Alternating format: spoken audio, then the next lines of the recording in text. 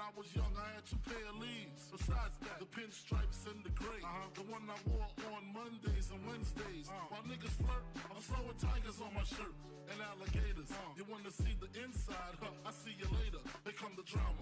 Oh, that's that nigga with the fake. Wow, why you punch me in my face? Stay in your place, play your position. Here come my intuition. Go in this nigga pocket, rob him while his friends watch it, and hoes clock it. Here comes respect.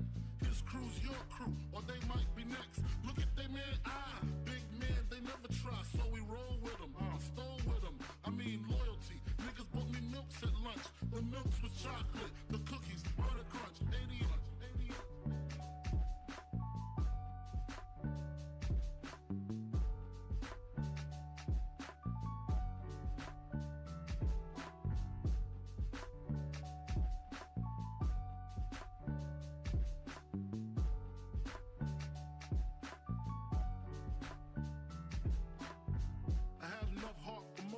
Long as I got stuff for most of them soft. Even when I was wrong, I got my point across. They depicted me the boss. Of course, my orange box cutter make the world go round. Plus I'm fucking bitches ain't my homegirls now. Start stacking, dabbled in crack, gun packing. Nickname Medina, made the scenes, took my Ninas. From gym class to in-glass, pass off for global. The only nigga with a mobile. Can't you see like total? Getting larger in waist and taste. Ain't no telling where this felon is heading. Just in case, keep a shell at the tip of your melon. Clear the space. Your brain was a terrible thing to waste.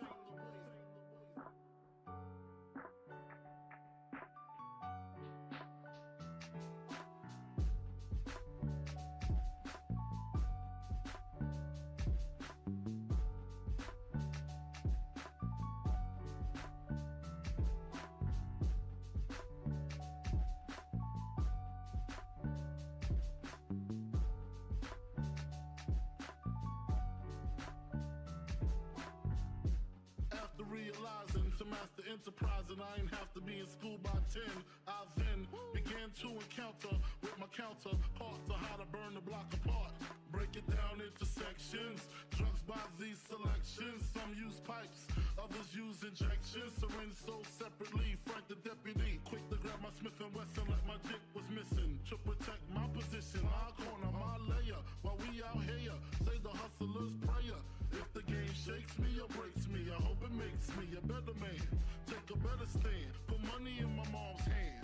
Get my daughter this college plan, so she don't need no man. Stay far from timid. Only make moves when your heart's in it. And live the phrase, sky's the limit. Motherfucker.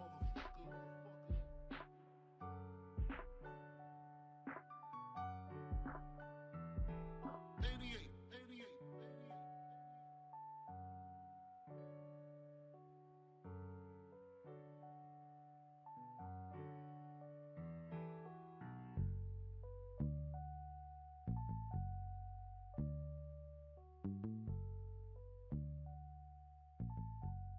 And live the phrase, sky's the limit.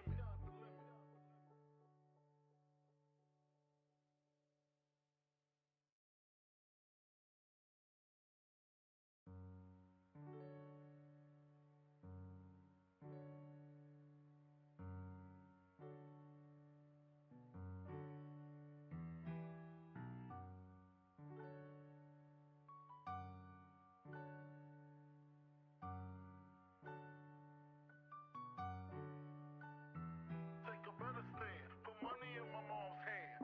Get my daughter this college plan, so she don't need no man. Stay far from timid. Only make moves when your heart's in it. And live the phrase, sky's the limit.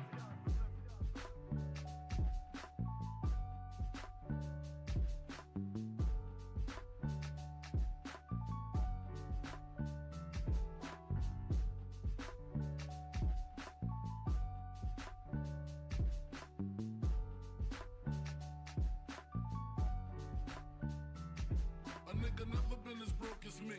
I like that. When I was young, I had 2 pair of leaves. Besides that, the pinstripes and the gray. The one I wore on Mondays and Wednesdays. While niggas flirt, I'm sewing tigers on my shirt and alligators. You wanna see the inside? I see you later. Here come the drama. Oh, that's that nigga with the fake. Wow, why you punch me in my face? Stay in your place, play your position. Here come my intuition. Go in this nigga pocket. Rob him while his friends watch it, and hoes clock it. Here comes respect. His crew's your crew, or they might be next. Look at they man, big man, they never try, so we roll with them, stole with them. I mean loyalty. Niggas bought me milks at lunch. The milks with chocolate, the cookies, butter crunch, 88.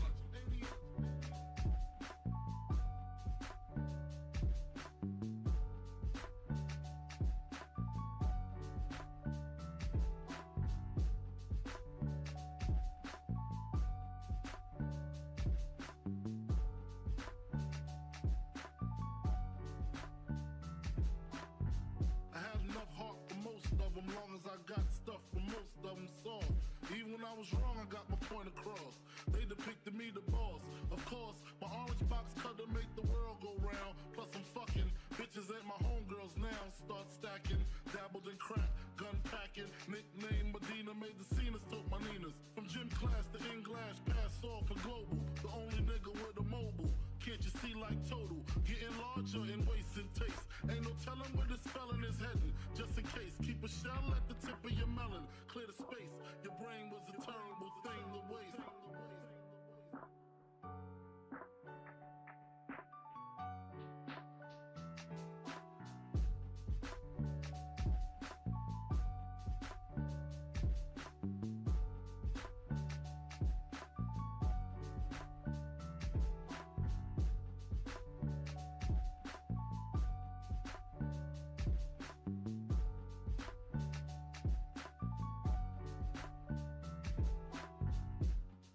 Realizing to master enterprise and I ain't have to be in school by 10.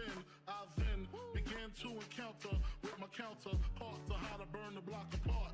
Break it down into sections. Drugs by these selections. Some use pipes, others use injections. Syringe sold separately. Frank the deputy, quick to grab my Smith & Wesson like my dick was missing. To protect my position, my corner, my layer. While we out here, say the hustler's prayer. If the game shakes me or breaks me, I hope it makes me a better man. Take a better stand, put money in my mom's hand. Get my daughter this college plan, so she don't need no man. Stay far from timid, only make moves when your heart's in it. And live the phrase, sky's the limit. Motherfucker.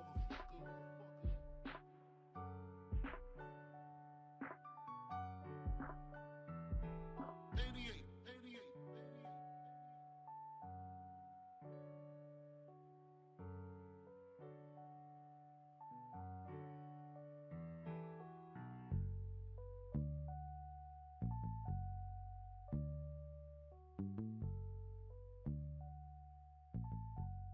And live the phrase, sky's the limit.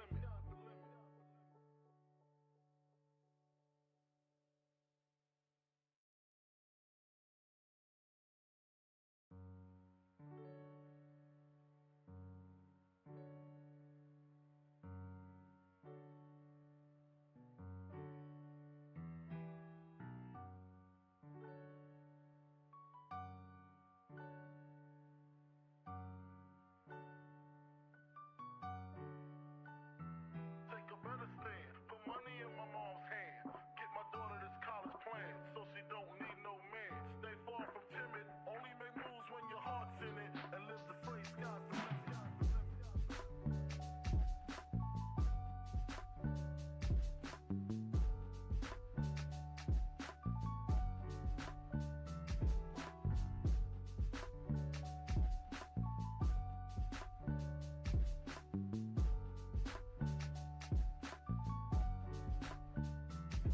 A nigga never been as broke as me. I like that. When I was young, I had 2 pair of leaves. Besides that, the pinstripes and the gray. The one I wore on Mondays and Wednesdays. While niggas flirt, I'm throwing tigers on my shirt and alligators. You wanna see the inside? I see you later. They come the drama.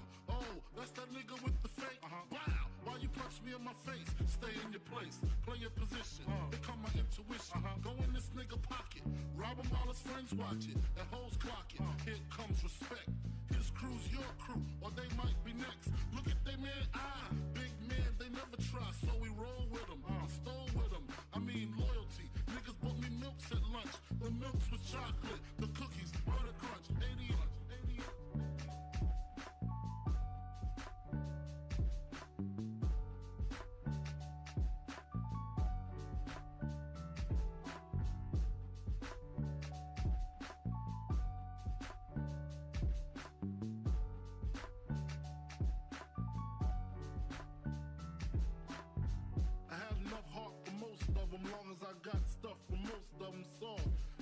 was wrong, I got my point across.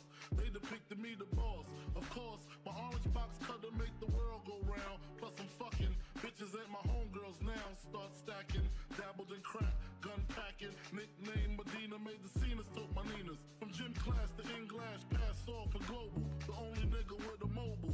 Can't you see like total? Getting larger in waist and taste. Ain't no telling where the spelling is heading. Just in case, keep a shell at the tip of your melon. Clear the space. Your brain was a terrible thing to waste.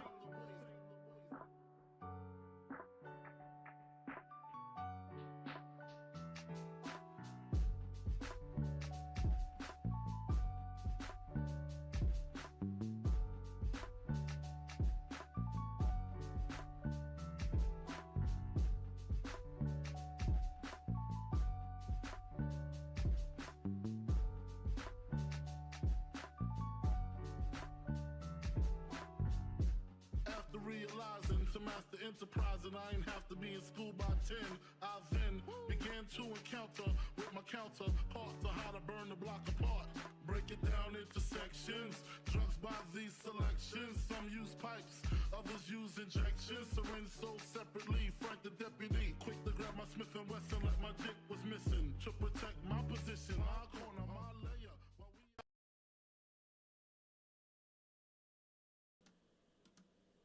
Go ahead. Ahem. What is going on, everybody? What is going on, everybody, man? How the hell is everybody doing? How the hell is everybody doing, man? And what's going on, everybody? What the hell is going on, man? As you can see, we are here on this odd Saturday night for Unscripted. We're on here with Unscripted, man, and yeah, man, so, what is going on, everybody? Thank you, guys. Yes, what is going on, everybody? Thank you guys for all being here, man. Pretty weird being on here on a Saturday. Definitely feels a little off. It's definitely gonna feel weird not being on here Monday, but. Yeah, man, what is going on, everybody? And Merry Christmas, bro. Merry Christmas, man. It's the day before Christmas. And Merry Christmas to all you guys, man. Me, after I get done hitting the intro, I'm going to go get my proper attire because I forgot to wear it. But other than that... Oh, the Christmas merch. Yes. Damn. I've been telling myself all day not to forget it. So after I get done hitting this intro... you guys are going to see the Notorious Christmas shirt on me because I'm a jackass and I forgot to wear it. Okay. So, without any further ado, man. Yes, Durante. Merry Yeetmas. Merry Yeetmas, man. Yeet. Oh, yeah, man. Merry Yeetmas. Merry Christmas, guys. Merry Yeetmas. Absolutely. So... yeah, man, we got, after we hit the intro and after I go change my shirt, we have the AEW Dynamite Holiday Bash to talk about. It's a pretty good episode of Dynamite. Shouldn't take up too much of our time, but then our boy Sir K here has, I hate you, Logan. Our boy Sir K here has provided us with some hard-hitting, down to the dirt, gritty questions about the current state of professional wrestling, bro. So I'm very excited. I'm gonna read some of these off, and then he is going to get me, we're gonna. I'll let you explain it, but what did you just call it? Do they stay? You explain it. Oh, one of the categories of questions, which we'll get into, which I can't wait, is do they stay? While you explain it, don't mind my absence. Oh, God. Yeah. Well, one of the categories we got is do they stay or do they go? I gathered names of contracts that come up in 2024 from across both major companies, WWE and AEW. I didn't really touch no one from anywhere else because who cares? For the most part, because like half of them we already know. Like Will Ospreay was on that list before, but he signed early with AEW because of a money mark, so can't really do that name no more. But got a bunch of names that contracts come up in 2024. So yeah, I got that, and do they stay or do they go? And we're gonna ask, do they leave the company, or if they stay with the company? Man, it's a good list. Let me count it. 1, 2, 3. I think 11. I think 11 names we have. So 11 names. Seeing if they stay or go. And there were some shockers where I had no clue their contracts were up this year. So I'm excited to talk about it. And we got some other good ass fucking. Oh, dude, I swear to God, TK really does. And man, Logan, I swear to God, that man TK and ruining everything. He's been ruining AEW. So, but other than that, we got a bunch of other good categories too. There he is, in the proper attire. Look at that, And man. Look at that. Okay. he- Where'd this shirt come from, man? Where'd this shirt come from, man? I was wearing it the whole time, bro. I was wearing it the whole time. Okay.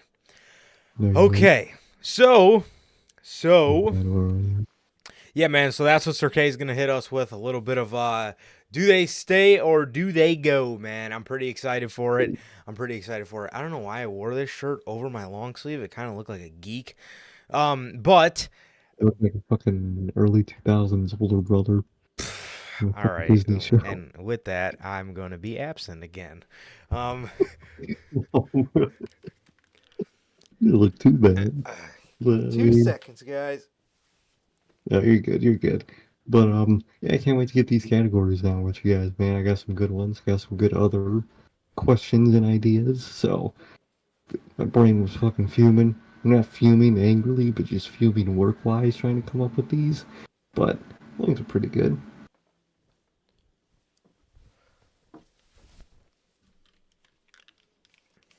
Damn, All I got right. lost in the fucking A. Was it UPS or FedEx? Or was it just postal mail that lost it? Logan? Okay, now we're in business. Oh, funny. All right, that looked horrible. It wouldn't look as bad if you seen the red shirt around my fucking neck, but that just completely made me look like a fucking grandma. Logan, bro. Logan was the king of the Christmas merch, man. He was buying that shit like hotcakes, man. Even in June. He was sending this shit out. I think damn near everyone in Minnesota got one of those because of Logan. So, gotta That's thank right. thank the manager. He's feeding the streets, man. Man of the people. He really is. Getting all those people, but they still have to pay though. We ain't giving them to it for free. Exactly. From a Exactly. charity. So let's go ahead and hop right in the intro after I had to take care of some business before we get into all this. But yeah, man, so what is going on, everybody? We are back with yet again another edition of the Notorious podcast, another edition of Unscripted. This is Christmas Unscripted. This is episode 175, man, and what the hell is going on, everybody? What is going on, everybody? Yeah, man.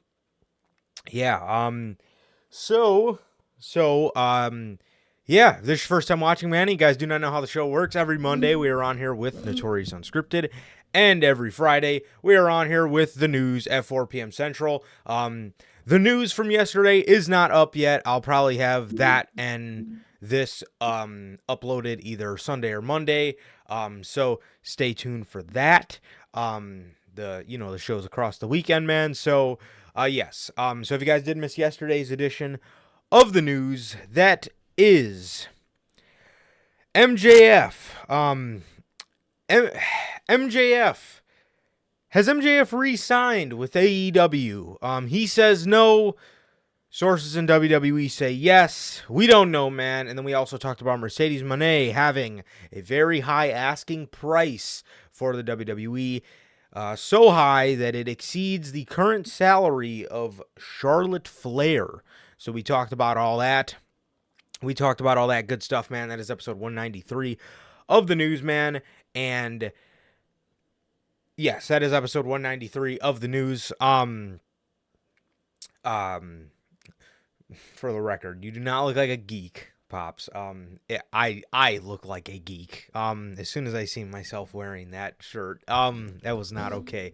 But okay. But yeah, man. So yes, if you guys did miss that, that is available for you guys on all platforms, man. They will be available for you guys on all platforms: Anchor, Spotify, Google Podcasts, Apple Podcasts. And if you want to see it first, join us right here every Friday at 4 p.m. Central on YouTube, man. Also, man, if you guys have not got a chance to get your hands on some of the official Notorious Heels podcast merchandise, not the MJF broken labrum tweet,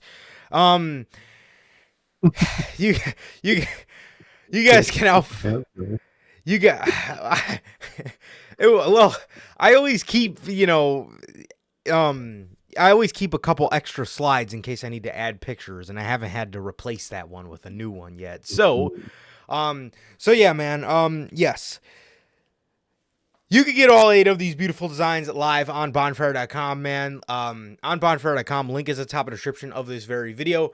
You can find all 8 of these beautiful designs, plus more, available on bonfire.com, man. You have the Chicago flag design, the Uncrowned Kings of the IWC, the Biggie-inspired design. You got the base logo design, the Riddler-inspired IWC's Best Kept Secret design. The Notorious World Order.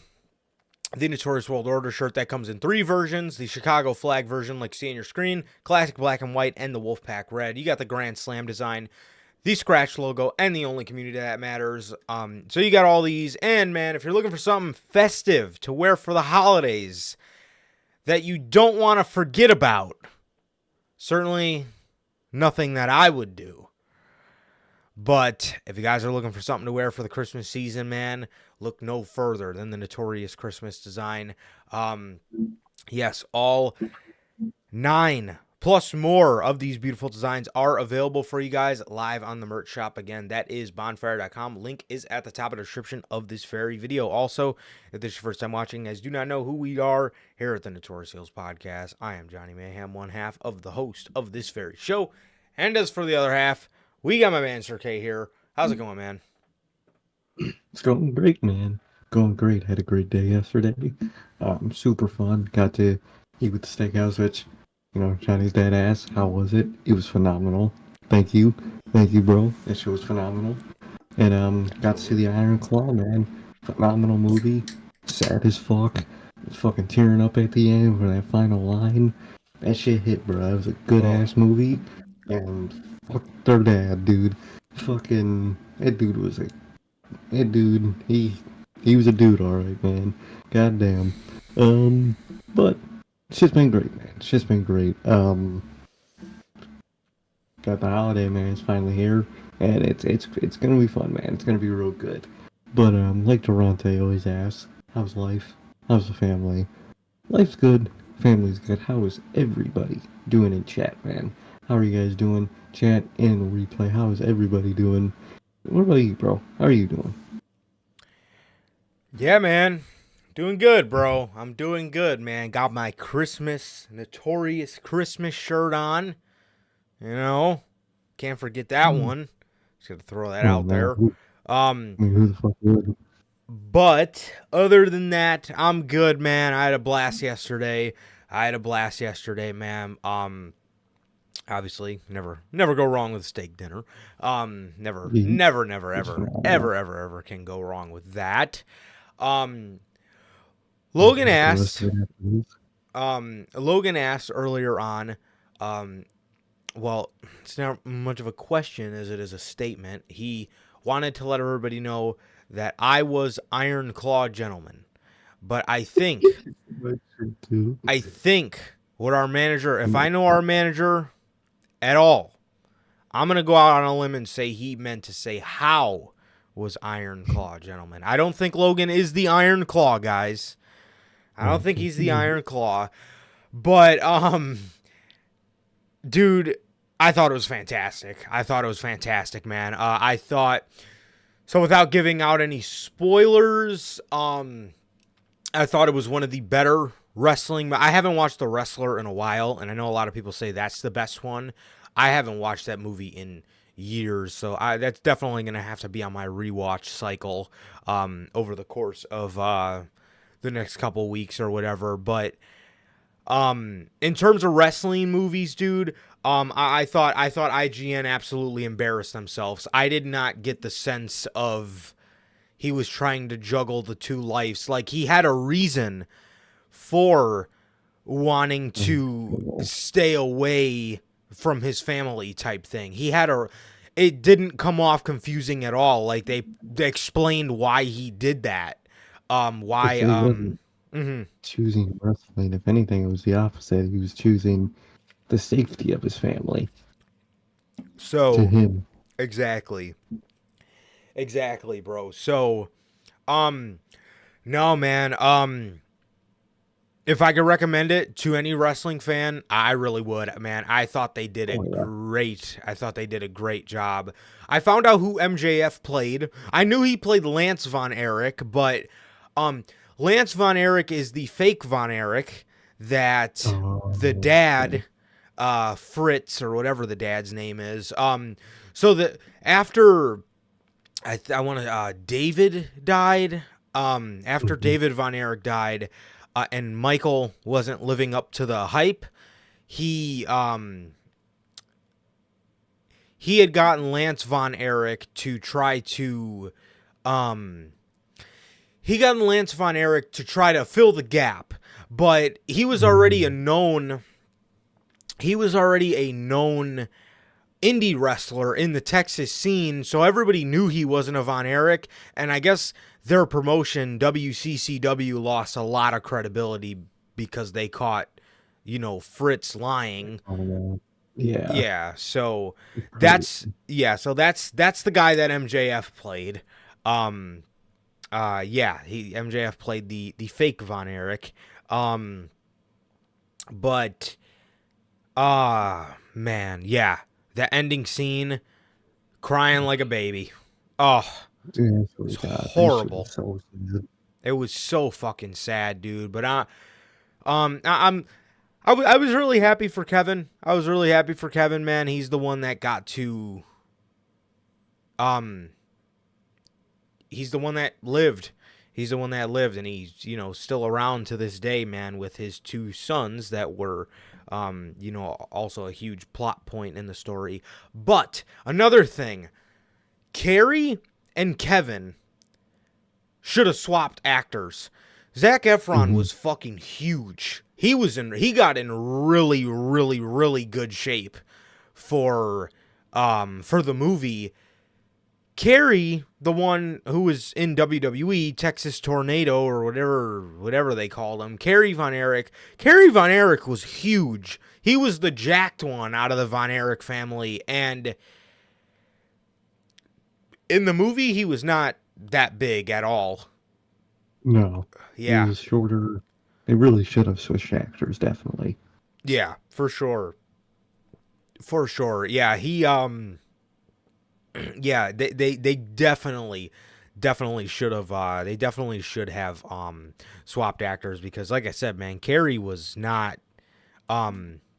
pretty small, and in real life Carrie was big. Carrie was fucking jacked. Fucking Vince signed him. That goes to tell you about Carrie's physique, but no, man. I thought it was awesome. I thought it was really an awesome movie. Yeah, I thought it was really an awesome movie, man. And if you guys are wrestling fans, which obviously you are, 100% recommend.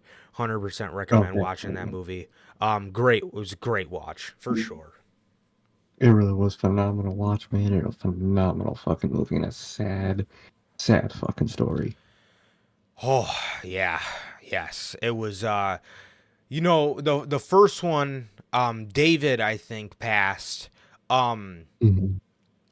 David passed, and literally, dude, from then on out, it was like one after another, dude. They were just dropping like flies, and it was so sad. It's just so sad to think about. Like, it's gotta, like, if that's true, what happened at the end, that he, like, picked his brother up, after he had shot himself. That is just horrible, man. That is just so sad. That is so sad. And like, just thinking, bro, that there's a human being out there that's still living that had to, like, that has all these experiences. It's heartbreaking. Mm-hmm. Yeah, It really is so fucking sad, dude. Yeah, it's heartbreaking, man. But yeah, I felt so bad for Kevin. I mean, just like I said, man, like having 5 brothers or 4 brothers or whatever it was, and now you're just like all alone. You don't have any of them. You don't have any of your brothers around anymore. Like, dude, that's just gotta be heartbreaking. That's gotta be so fucking heartbreaking. But off the sad note, it was a really good movie. I really enjoyed it. I think they knocked it out of the park with the Iron Claw.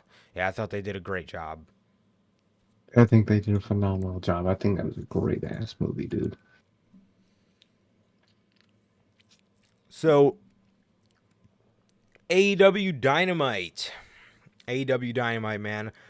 Bunch of Continental Classic action. Swerve opened the show in a must-win. Pretty much a must-win for Swerve, because then this would tie him with Jon Moxley. This would then tie him with Jon Moxley if he won. And then as for Roosh, I think it just would have brought Roosh up to 9 points. So, Swerve ended up beating Roosh with the Swerve Stomp, and it was a pretty good open, and I enjoyed it, and I enjoyed to see Swerve make his way to the finals. Definitely, man. Definitely. I love what they did there. And I'm so glad Swerve is still on this, and he better be the one to win this, man. He's got to be. I would hope. I would really hope. But then again, dude, I could see him not winning it for the simple fact of not only does he have Hangman lurking around the corner again, but according to Collision tonight, Keith Lee wants to resume. Tony Khan wants to resume the feud with Keith Lee from 2 years ago. Damn near. When the hell did he turn on Keith Lee? Well, he came in Revolution. Okay, so last November he turned on Keith Lee and they feuded. Should have had a match at Double or Nothing this year, all the way back in May. And here we are, December 23rd, 2023, and Tony Khan wants to restart this now. 7 months. 7 goddamn months. Too late. The fuck? It's like, okay. All right. I love Keith Lee, but if you want to talk about Swerve Strickland, I definitely think we should mention the fact that I think a lot of people rather see him do other shit right now. Exactly. Fucking newsy. Well, we're going to talk about it, but he was chopping it up with the world champ, and that shit was absolutely fire. Yeah. Keith Lee should also be doing that, but guess what? I think Tony Khan, he's not. So. Yeah. Seriously. Chris Jericho did a video package wishing Kenny Omega the best. Wishing Kenny Omega the best. This was really cool. This was really cool to do. Address it, head on. Wish Kenny the best. Jericho said something along the lines of Kenny wanted, Kenny was in severe pain, but he still insisted on going out to the ring and doing a live promo because he was advertised for Dynamite, and he wanted to give the live fans as well as the fans at home, the experience of seeing him. So that was really cool. That was a really cool story for Jericho to tell on Omega's behalf, because stuff like that is commendable. It really is, man. It really is. It sucks that Kenny's gonna be out for as long as he is, man. But hey, he's Kenny Omega. He'll be back, man. He'll be. Even Coda was saying that Kenny will be back and he'll be even better than ever. Which got me so scared because apparently I don't think this is newsworthy enough to put in the news, but apparently Coda was like backed out of like some Noah match or something. So I think we all. And did you see what Chris Jericho said? Oh no. Chris Jericho said he's still gonna look for a new partner. So I think. Oh yeah. Yeah, that sounds absolutely garbage. Oh yeah. Golden. The lover jets. Jet lovers. Fucking golden jet lovers. Good lord. So I could see it. I could see it. So we have another match. We have the two losers of the tournament. Jay Lethal and Mark Briscoe. They have the two fucking losers of the gold block. Oh my god. Dude. At this point, bro, if Tony Khan brought back Jericho, I can't say I would be surprised. I can't say I would be surprised, but that would be another Tony Khan rant added to the year. Rant. That's a celebration right there, man. That's absolutely fire. Give me Jericho. That coward won't do it. God. That would be so awful. Worst part is he would. That man fucking would do it. That's the worst part. You wouldn't think nothing of it too. Just, I used to watch that. Fucking, let's do fucking Jericho. Yeah, let's go. Ah, Lord. So this Jay Lethal and Mark Briscoe match, I'm gonna be 100% honest with you, bro. Good match. Good match. I can't say any of the matches in the tournament have been bad. And they've incorporated a lot of story into the tournament. Like I really like. I've really enjoyed the Continental Classic. The only thing I would change next year is way bigger names. Way bigger names. Everybody keeps saying, "Oh, well, they put Takeshita in there because they didn't want Takeshita to lose." So you would rather have Takeshita not lose, but you would rather have him ice fucking cold where he is right now. That's what you'd rather have? Watching him. If he's out there losing, who cares? So what? He's newer. He can lose. Anybody can fucking lose. It's okay. Literally. Swerve lost. Is he hurt? No, he's not. What? He's staring down the champ, and is anyone believing he can't do it because he just had that loss? No. Yeah. I could see that happening at any point. I hope it happens in 2024. Yeah. I really hope it does. 100%. 100%, bro. So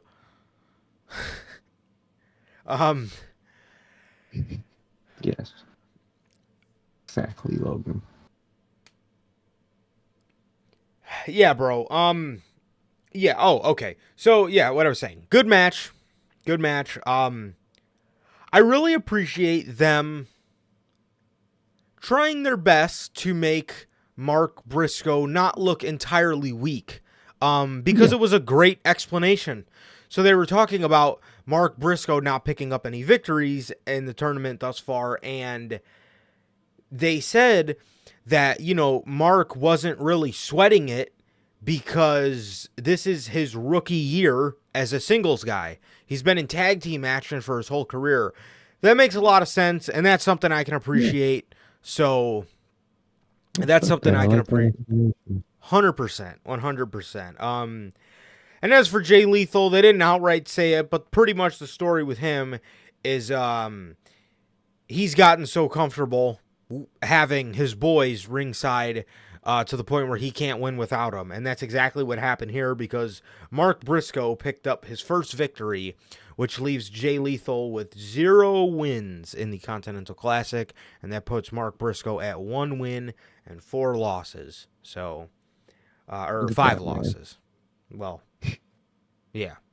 Well, No. Yeah. One win and 4 losses. So yeah, man. Like I said, that I can appreciate. I can appreciate that, and I can appreciate the story here between both men. It's nice to see. I like what they got going on here, and I do like that they're teasing a fucking Jay Lethal, whatever the group is called, breakup. Fucking AEW's Midcard Mafia. Please break them up. Definitely, man. Definitely. We got a Samoa Joe and MJF promo. We got a Samoa Joe and MJF promo where Samoa Joe was blaming MJF for being the devil. He pointed out how the championship was perfectly laid out on the ground, like I said, and I like how they're playing to that. And if that is done on purpose, then that's a nice touch. But he blamed MJF. MJF then blamed him because he was attacked. Meanwhile, they came out to the ring, but yet they did not lay a single hand on Samoa Joe. So, very valid points and a very good promo battle from both men. The Unknown would then come out. I hate when they give them stupid names like that. Yeah. So Call them fucking mystery people or something. The Unknown come out, and there's a bunch of little twerps, literally like 30 of them, that come out to the ring. And I'm sitting here like, yo, what is this, Retribution? What do you got, like 30 motherfuckers a part of this group? But then the group that's eventually going to debut is just going to be like 4 or 5 guys. Yeah. So, like, what are you doing? I hate when they do that extra shit. Like, you guys aren't the Nexus. Stop acting like it, because half those guys are just fucking jobber stand-ins. Like, what's gonna be the TV explanation? You just fucking paid a bunch of dudes off to fucking beat them up? Yeah. Like, that's lame as fuck. Yeah, like, what the fuck? Like, are these MJF's fucking old ops from high school? It's like these regular-ass people? Like, why the, like, it's like it's really the little things like that, dude. It's just like, why the fuck, like, so if there's been 30 motherfuckers the whole time, where were they? Where were they this whole entire time? Honestly, where? I can't find them. Like, No, literally, dude. Like, what's going on here? Yeah, it doesn't make any sense. Like, so you mean to tell me the Acclaimed, Jay White, MJF, even the guys that come around and surround Samoa Joe every week, it's just 5 guys, 4 or 5 guys, or whatever the hell it is, 4 guys and the devil, and now all of the fucking sudden there's like fucking 30 more of them? Huh? Like, what's going on here? What I hate when they do shit like that, man, and then they're doing shit like that, man. It's real annoying. Like, where the hell y'all been the whole time? Like, what?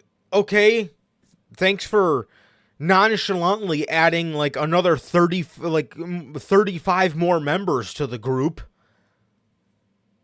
What the fuck? This is like, I don't know. It irked me, dude. But they take care of all the stand-ins, and then the 4 guys we see every week come out, surround the ring, lights go out, lights come back on.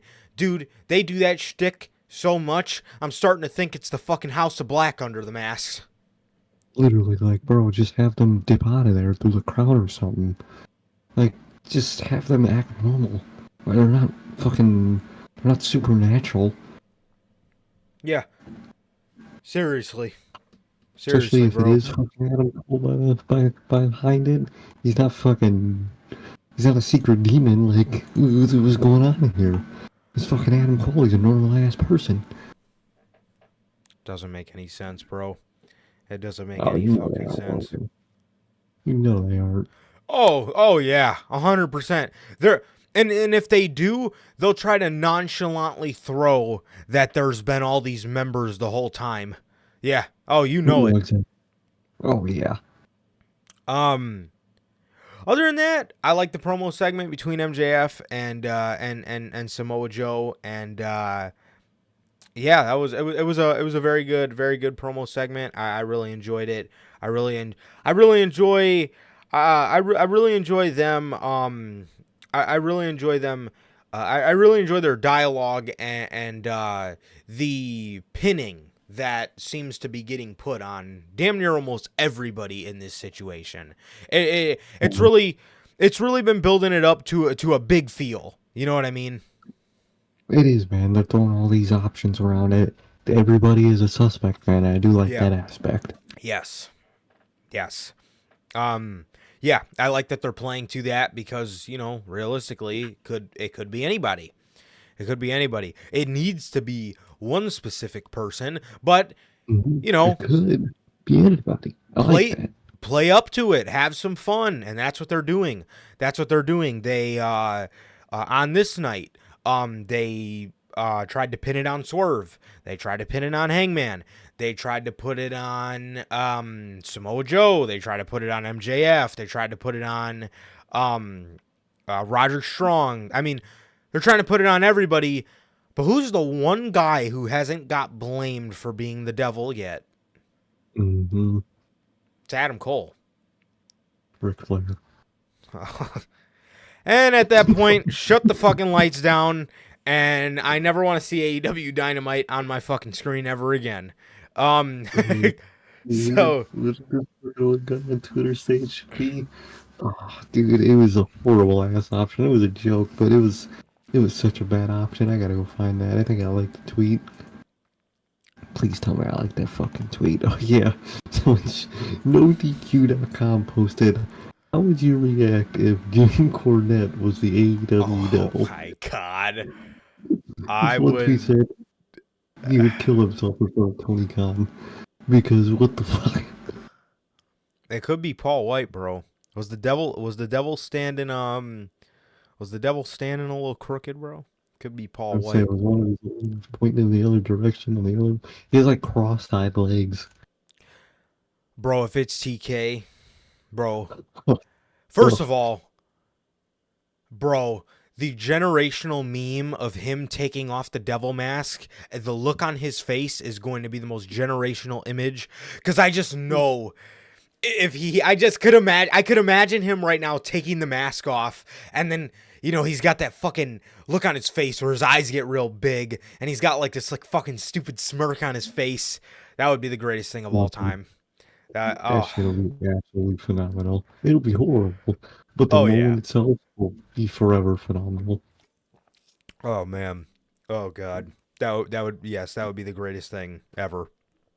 That would be the greatest thing ever. So, they're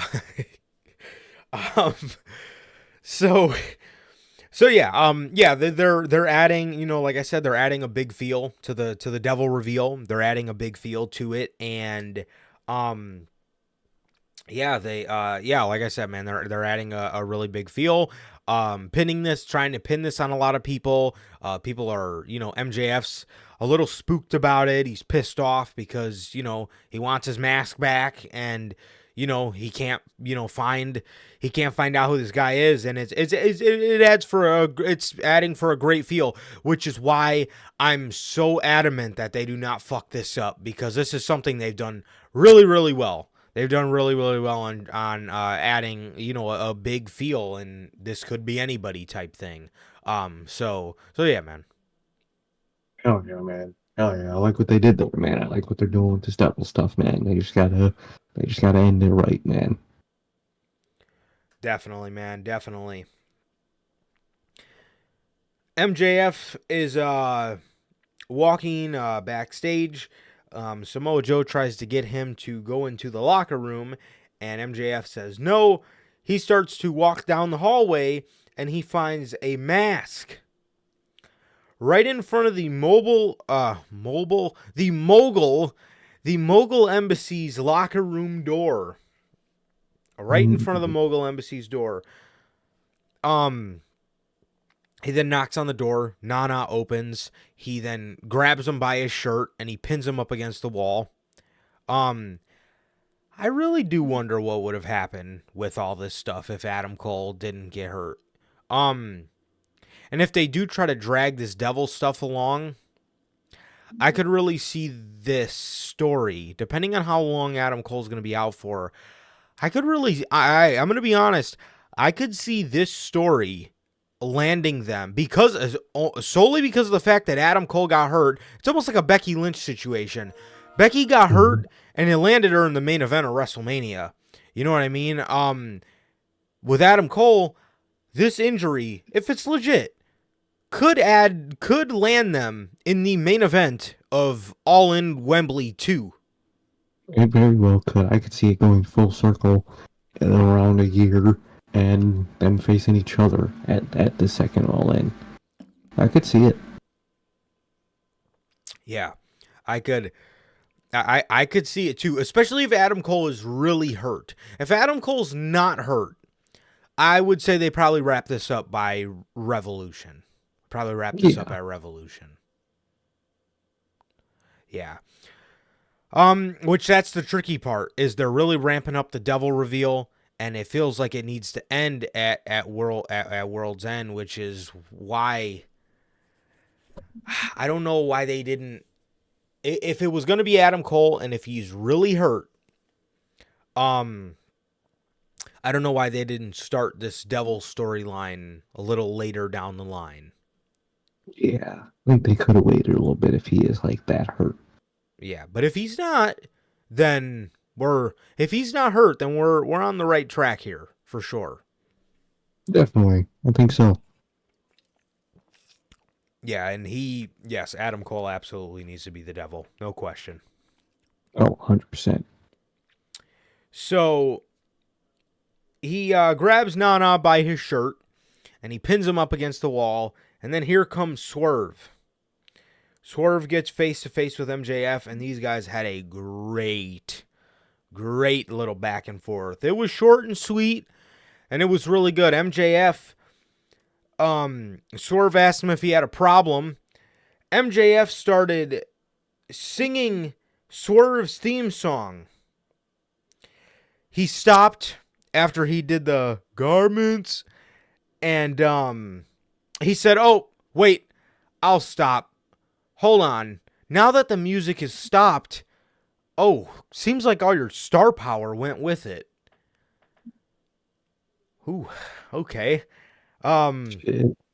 Swerve then starts telling MJF that he is a threat to his world championship and he needs to look out for him. They talked about how Swerve had a really badass line in here, bro. So MJF tells Swerve, you were the guy I used to travel up and down the indie roads with, from show to show, and we really got to know each other. We really got to know each other up and down those roads, and we had a lot of long car rides, and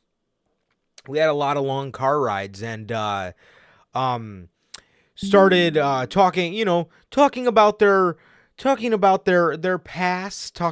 past, and all all that stuff.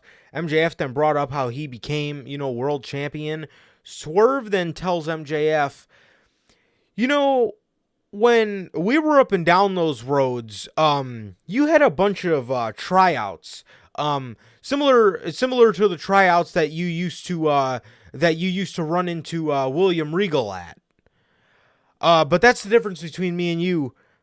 You participate in tryouts. I sign contracts. That was hard, bro. That was hard as fuck. Swerve then tells MJF he's coming after the world championship. And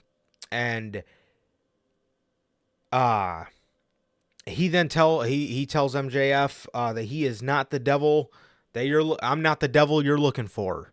He told MJF, and he walked or Samoa Joe got in between them. He put his arm around Max, and he said that we got some business to take care of, so we'll leave you here. And Swerve walked back in his locker room with the Mogul Embassy. Awesome. I love seeing Swerve mingle with MJF. This guy's going to be a world champion in 2024 or 2025. No fucking question. No question. Definitely, man. I think he has to be. That was just a phenomenal back and forth, man, and I love that shit, dude. I think that was phenomenal. Definitely. Definitely, bro. Definitely. Yeah, awesome stuff. Roderick Strong beats Renta Lucha 27 Commander. Okay. John Moxley and Jay White.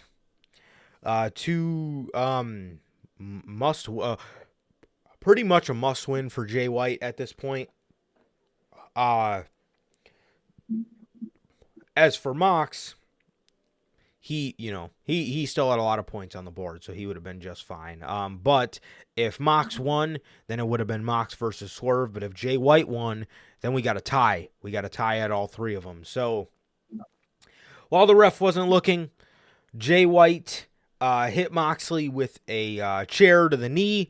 He was working the knee the rest of the match, hit Moxley with a Blade Runner, and that was it. That was it, man. That was it. Jay White picked up the victory to even this whole thing out at 12, 12, and 12 points on the board for Jay White, Swerve Strickland, and John Moxley, man. So these guys will be facing in a triple threat match next week. On Wednesday to see who represents the Gold League in the finals, man. So yeah, a pretty good match, and it's nice to see Jay White fucking winning something. It really is, man. It's nice to see, and I like what they're setting up here with this triple threat. I like it a lot. Yes, winning something against somebody that against a big name, more specifically. Exactly. Name that matters in terms of credibility. Yes, and as for Collision, Bryan Danielson and Eddie Kingston made the finals for the gold block or the blue block. And yeah, Eddie Kingston made his way back in the tournament, bro. So it'll be Eddie versus Bryan on Wednesday as well to determine the who represents the blue block in the finals. Nick Wayne's mom was on there talking about how could you hate somebody's mother. I don't know. I'm not feeling her. From the short clip I seen, I'm not really feeling her with the group, to be honest.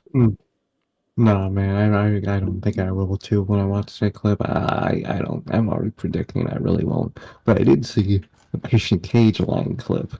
That was fucking the most Christian Cage line ever. I love it. Oh God, I can't wait to hear it. Yeah, and then Keith Lee called out Swerve again, and that was pretty much it. That was pretty much it, man. That was pretty much it. Yeah, so that was that. And then briefly for SmackDown, Roman Reigns got to chop it up with Nick Aldis. Great shit. Great. Oh, dude, that shit phenomenal. I saw that shit. That was great. Yes, I great love shit. Fucking serious. Yeah.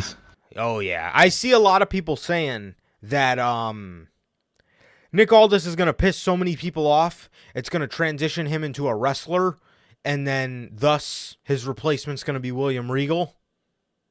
Oh, I could see that. I could definitely fucking see that. Because I think that's the goal. Yes, he is not making himself likable. He is not making himself likable. He is pissing a lot of that roster off. And I think I could have easily seen them just putting him in that role to get him familiar with the WWE audience. Get that audience familiar with him. Get them to like him. And I think that's working, man. I think that's gonna go perfectly. That is like the perfect way to do that. That would go so crazy. Imagine William Regal interacting with the tribal chief. Oh, Oh oh, he's gonna hate man, him. with fucking Randy. Oh, Yes, yes, he's going to be his undisputed era. That man Regal he's hated gonna those boys. he Oh, hated them, bro. And then that man always has to deal with a fucking ruined ass faction under him. And I love it. I love that yeah, shit. yeah. So, uh, what was the other? Oh, yeah, man. So, Roman Reigns pretty much tried to tell Nick Aldis, when Nick Aldis came into the room, Roman Reigns said, and it was only him and Heyman, it was only Aldis and Heyman in the room. Roman Reigns says, "How about you leave us alone? Leave us be for a second." Paul Heyman walks away. Nick Aldis sits down. This man Roman Reigns says, "How do you know I wasn't talking about you?" And Nick Aldis goes, "Well, even if you were, I don't really care. I can't really say I care what you have to say anyway." I was like, "Oh shit." So Roman sits up and he starts telling Nick Aldis, that triple threat's a great idea, but what would have been an even better idea if you would have ran it by me. He then said, Adam Pearce understood that everything goes through me. He says, "I'm the tribal chief. I'm the head of the table. You don't make these decisions without running it by me first." Nick Aldis then told him, "Well, look, man, I get you're trying to hurt my feelings while bringing up Adam Pearce, but I'm the sharp end of the stick here now. So, you listen to me." And he walked out and he told Roman that he can't wait to get to know he can't wait for those two to get to know each other a lot more. I like that a lot, dude. I like that a lot. I think I love what they did there. Even though, in its own way, low key, it kind of made Adam Pearce look like a mark. But Yeah, he did. overall, I love what they did there. I thought it was phenomenal. Yeah, Roman definitely did make him look like a mark. But but but yeah, man. I thought they did great. And then the Karrion Kross promo.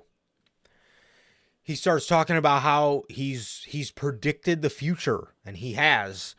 He talked about how he tilted the hourglass on the bloodline. And then he talked about how they imploded. Um, he then talked about he broke Rey Mysterio's patience or something like that. After his feud with Rey Mysterio snapped and he hit his son. He talked about how he took away Shinsuke's honor. He for fun he beat Shinsuke, and then now Shinsuke is just devious. But he talked about how he has this changing effect on people, and then he said something along the lines of but all of these things don't have authors. Scarlett then says, "Do you see the vision as a silhouette of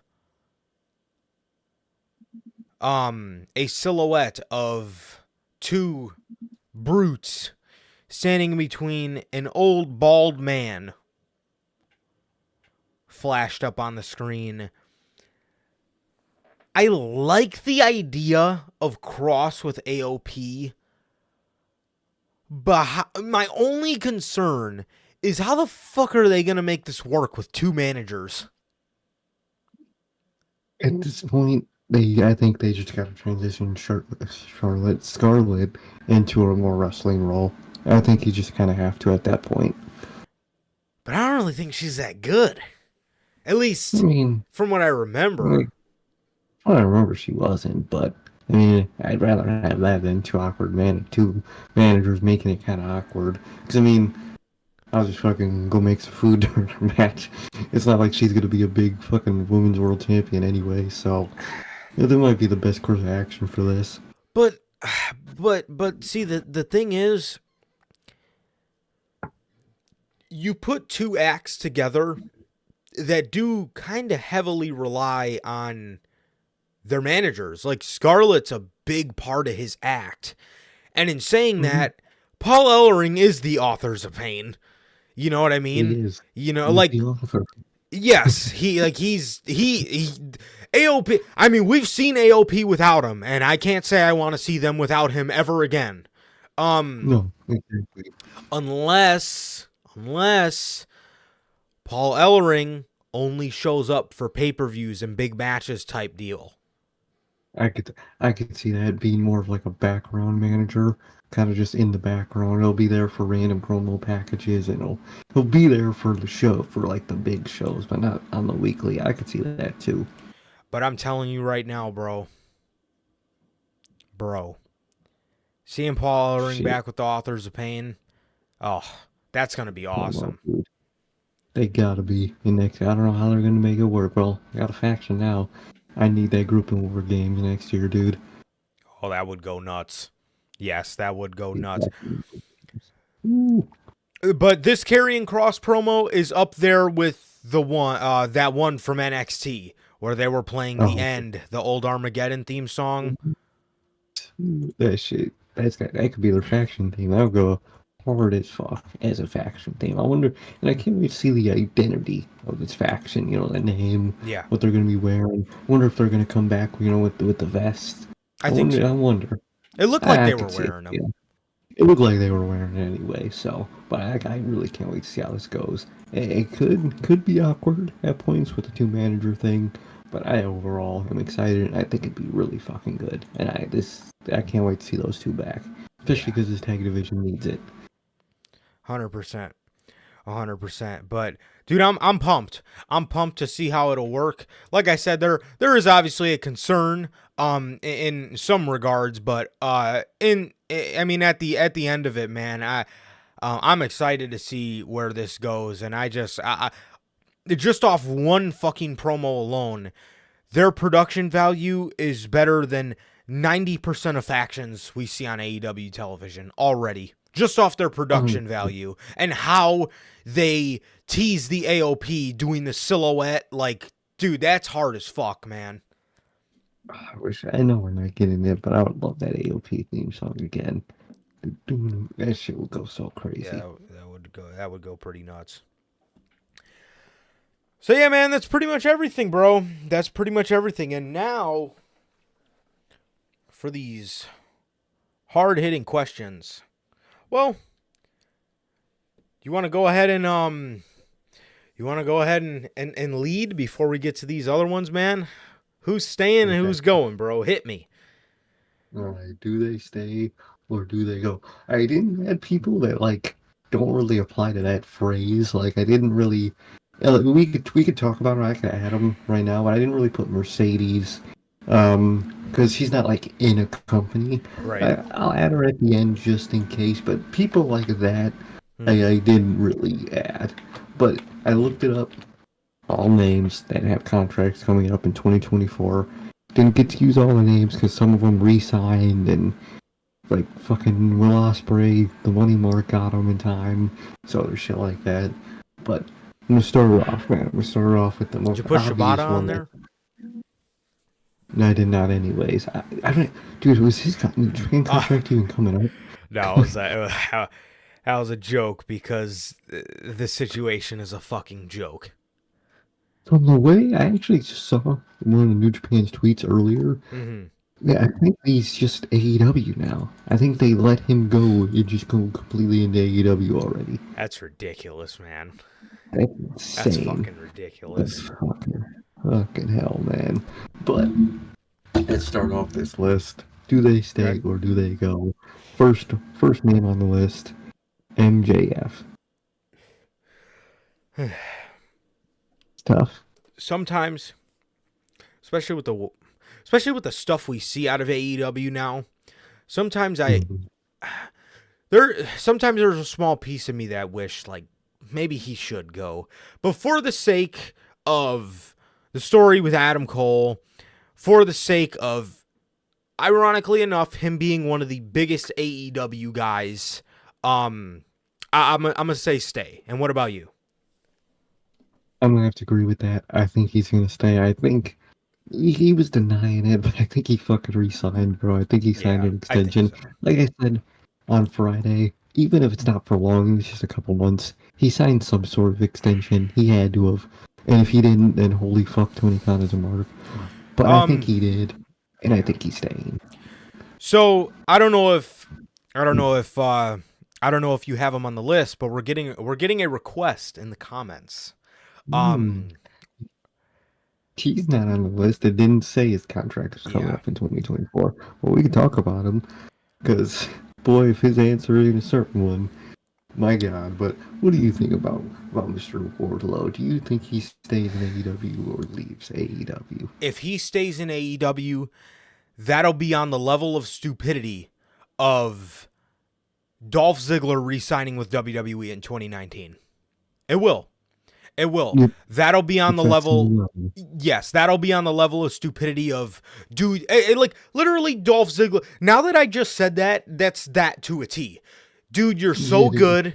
AEW just started up. You can go over there. You can be appreciated over there. You could be one of the pioneers, one of the Chris Jerichos or John Moxleys of that, of the upstart AEW, and he fucking stayed with WWE. So that is that for Wardlow. Like Wardlow can go to WWE and be so good.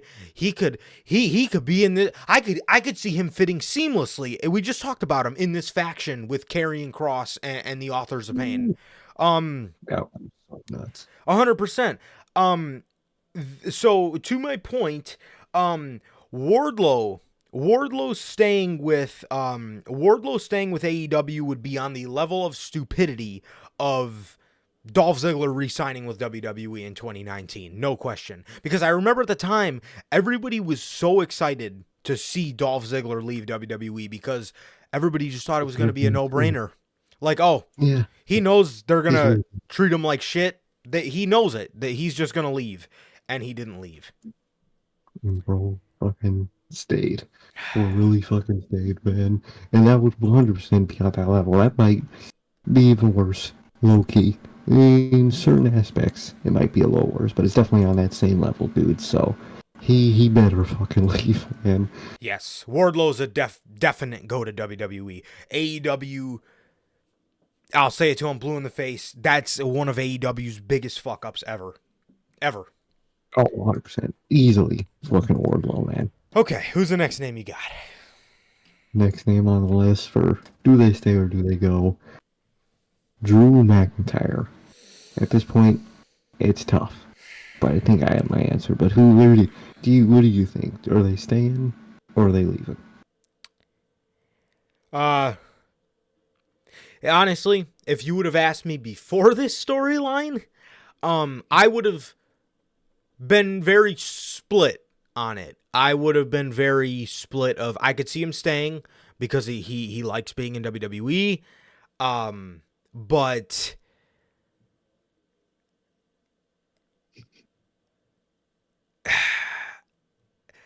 I mean, we argued about this a lot of maybe Drew wants to just go do something else. He's floating around doing nothing in WWE. He's unintriguing in WWE. You guys remember the stuff we were saying? He was floating, doing nothing. Nobody can Yeah. deny that. But where we are now, dude's got the most interesting character arc on WWE television. He's one of the best parts about Monday Night Raw. And I see really big things for him in WWE now with this heel turn. I'm loving it. I think Drew stays. What about you? I think it's still possible he Yeah. leaves, but I don't think that's what's going to happen. I think he's going to stay, man. I really think after the storyline, I think he's going to about to come to the appreciation of story and character and come to the comparison of you will not get this story and character in AEW.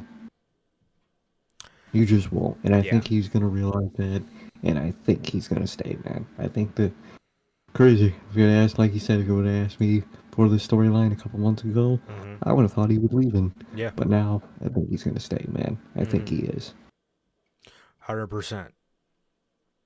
Hell yeah, dude. And now, the next name, a name I was shocked.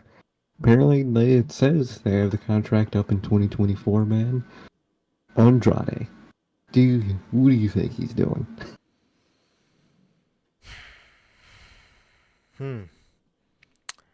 What does Andrade do? It's tough, man. You know, they treat him so well in AEW, Oh, but so well.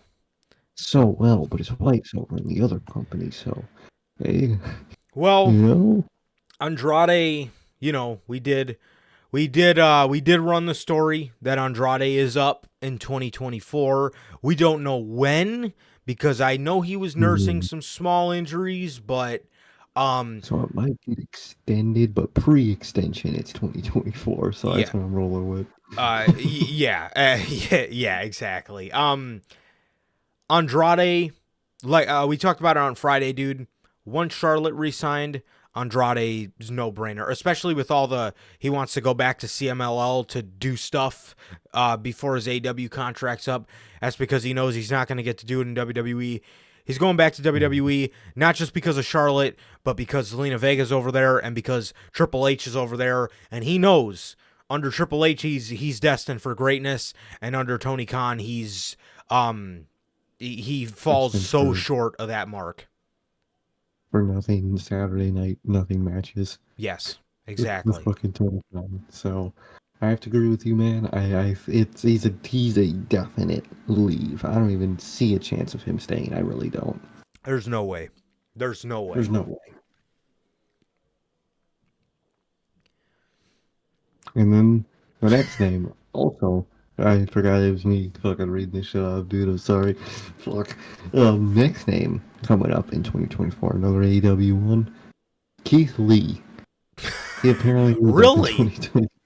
Apparently, that's what it said. So, Keith Lee, man, what do you think?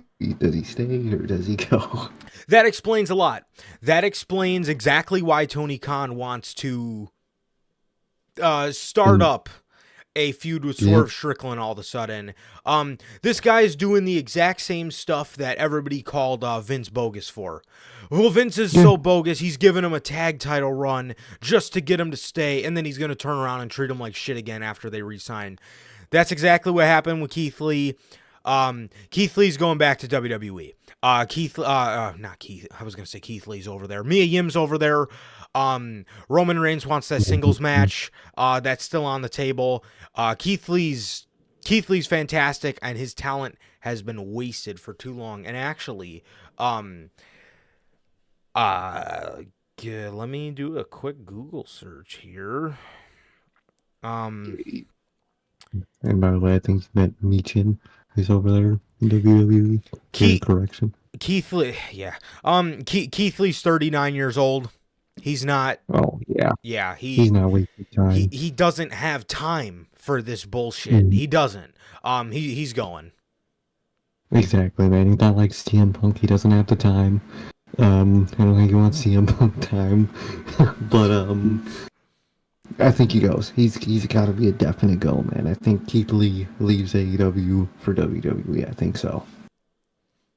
And next one, dude. The more you list these names, this could be a fucking catastrophic year for AEW. Like bad. It could be a very fucking horrible. I mean, year. on the surface, it actually might be good because it will thin their roster out. But in terms of how it will look in the media, yeah, it's good. Yeah, it's gonna be bad. Absolutely fucking horrible, man. But might be good in the long run, man. It might be. Next one, switching over to the Fed to WWE, man.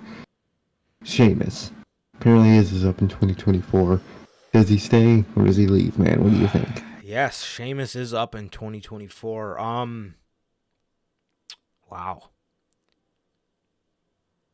It's tough. This one's actually pretty tough, I can't lie. Sheamus. Yeah.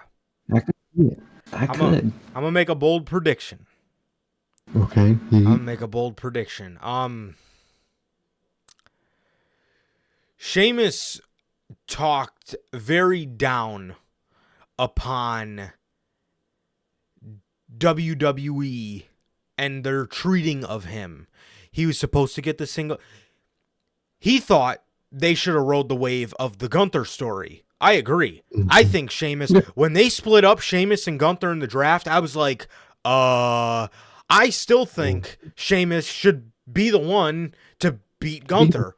He was the perfect option, literally the perfect option. He is a fucking tooth and nail fucking brawler. Like, I tell you, greatest Intercontinental Championship match I've ever watched. Sheamus and Gunther from Clash at the Castle. Does not get any better than that. Sheamus is a fucking dog.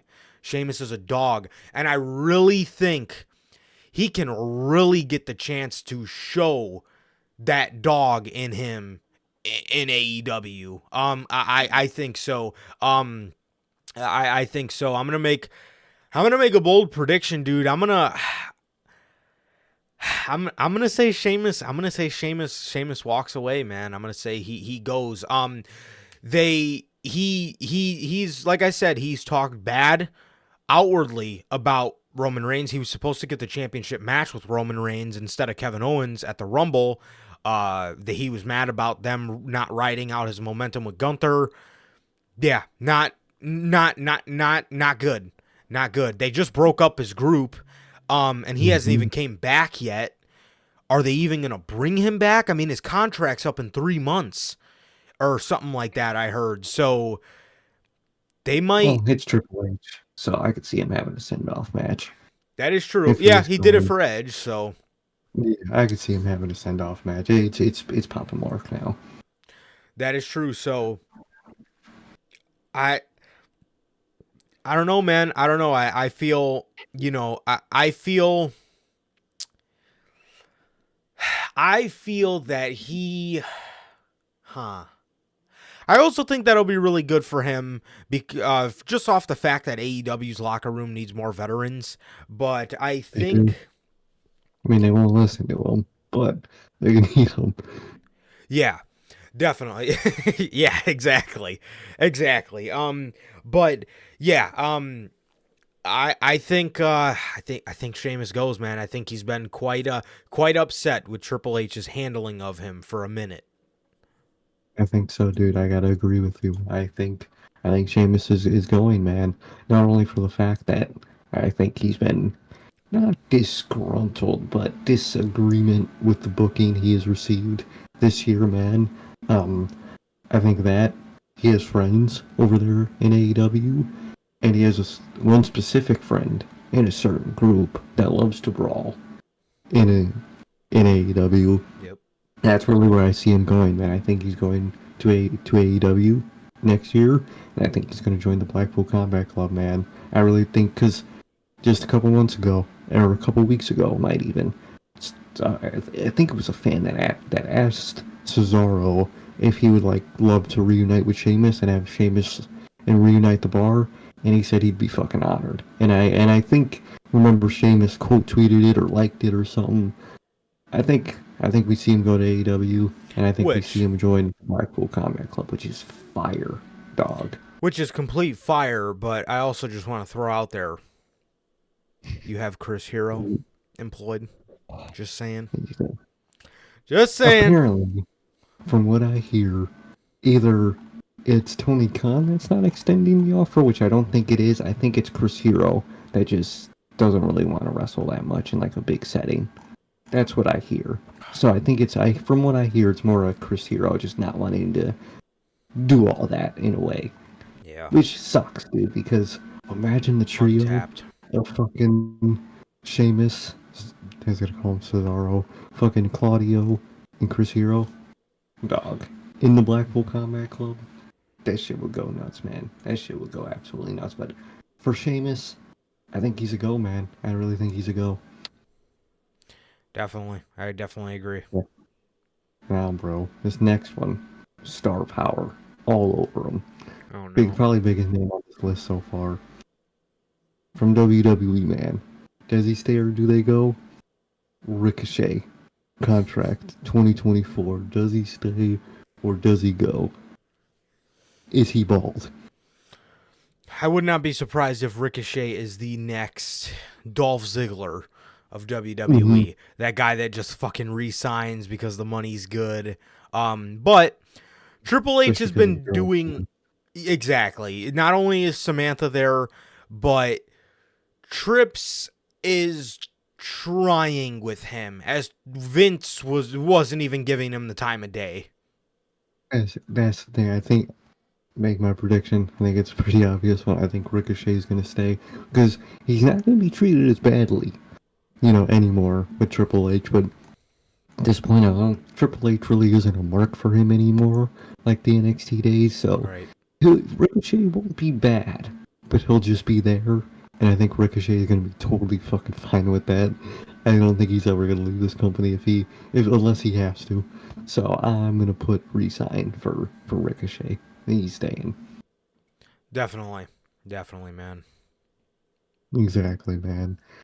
Next one, also from WWE, a tag team. We got a tag team and we got a trio from WWE, and the trio I'm really excited for. But the tag team from WWE, do they stay or do they go? The Street Profits. I think this one's a pretty obvious one for me, but their contracts are technically separate. I think it said they might be a month or two apart or something, but the Street Profits, both Montez Ford, Angelo Dawkins, do they stay or do they go? I think this one's kind of obvious. Yeah, this one's super obvious for me as well. They're definite stays for sure. I think so. I think both are staying, especially Montez Ford, him especially, but I think both are going to stick together. I think they're going to stick together in WWE. Mm-hmm. Definitely. Now the next one, the one I'm probably most excited for, because it's interesting, man. It's interesting because most of the ones after this to me are pretty easy answers, but this is a trio, the New Day. Their contracts all at the same time apparently are up in 2024. Really? Do they stay? That's what it said. It said they all have contracts that go up, or at least around the same time, but it's going to be nothing drastic, unless they add the Biggie injury into that, which they very well could. But it is Triple H. And Triple H is like an understanding person, so maybe they could work out a deal with that, or maybe, if anything, I could see the other two extending their own to match Big E's. Yeah. But I could see that, but even though it wouldn't be in 2024 anymore, after that, do you think they go or do you think they stay? Ooh. Tough, dude, because I would love to see them go. Yeah. Oh, WWE's not a great path now. They are. Yeah. But they've just done, even doing that great path, they've done everything at that company, man. And a heel turn can only do them so much in the same spot. Yeah. I would just kill for them to just try out other places. Not even just strictly AEW. Or that fucking mark. Anywhere, any and everywhere I would love to see. That's the one that gets me, Logan, is Kofi. Mm-hmm. That's the one that gets me because he's been there for so long. And I just, as much as I would love to see them go elsewhere, I really would. I think they stay in WWE. As much as I would just kill to see them in AEW, to see them in New Japan, to see them in anywhere, dude, facing all types of trios. As much as I would love it, I think the New Day does stay. I think so, dude. I think so. Like you said, as much as I would mark out for them to be anywhere to get that Young Bucks an elite match, Yes, that they want, that they asked for, and that was rejected. Fucking Vince, man. Goddamn fucking Vince. We could get so much, but I don't think we will, to be honest. I think they're gonna stay, and I respect it, but I think they're gonna stay, man. As much as it sucks. Yeah. Next one. Another contract up in 2024. Okay. AJ Styles. What do you think? Does he stay or does he go? AJ, wow. AJ's up in 2024. I think it said he re-signed in 2019 He did. for that 5-year deal. He did. So That's right. Huh. it's tough, dude. AJ goes. It's tough because I feel like he could. I feel like he could. I feel like he's in somewhat of a way disgruntled, booking wise. Yeah. Not. He's got a lot of fun. I Not wouldn't. in a disgruntled, but Right. like a Sheamus way. Yes, like just kind of like, what are they doing with me type thing. What am I doing here type deal. It's not a fuck this company type of way, but it's like they're busy right now creatively. I'm not gonna fit in really anywhere majorly that I want to. So I'm gonna explore other options. That's what I feel like it would be for, AJ and Sheamus. But I could see that, dude. His friends, are in AEW. They are AEW. I could see it, dude. I could see. Well, two of his friends are back in WWE, but they just chase whatever bag is in front of them. So they could leave or they could stay. It really don't matter to them. This fucking money marks. They are money marks, bro. They are huge money marks. At least they don't lie about it. I can respect it. But I could see AJ going, man. I really could. Same. I could see him going. AJ's the kind of guy who he's won a world championship fucking damn near everywhere he's been. He's faced he's faced the absolute best of every company he's been in. And I would be lying to say that I wouldn't want to see some AJ Styles matches in AEW, and some great AJ Styles stories in AEW. But I think that I think he might kind of be feeling that same way, man. Which it doesn't have anything to do with him hating the company, but I feel like it could just be something that's just kind of, I feel like I might not just fit in here right now. Exactly, and that's perfectly fine. That's no beef. It is no beef. It's just this place doesn't need me right now, and somewhere else might. So I could definitely. I'm gonna give the bold prediction. I think he might leave, man. I think he might. I could definitely see that. Hell yeah! And going back to AEW for the last AEW name on this list, we got two more after this one. Okay. Bryan Danielson. To me, this one's kind of obvious at this point. I have a feeling, but Bryan Danielson. Do you think he stays or do you think he goes? I think he stays in AEW on an appearance deal instead of a full-time wrestler contract. I think so. I think he's staying. He's obviously stepping back from the ring. Not completely, like he said, but for the most part.